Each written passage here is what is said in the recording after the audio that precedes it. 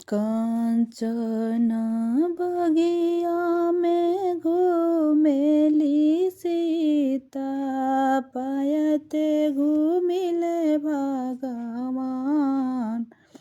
सीता के आचर धैले राम बिलमावे, अब सीता भइलु हमार। कंचन बगिया में घूमेली सीता, पायते घूमिले भगवान।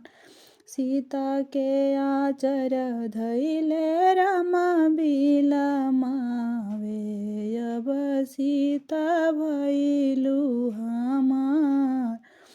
छोड़ी छोड़ी राम आलप मोरे बहिया, देखिली है बाबा हमार। बाबा के देखले शरम मोरा लागेला, हसिहना नैहर के लोग।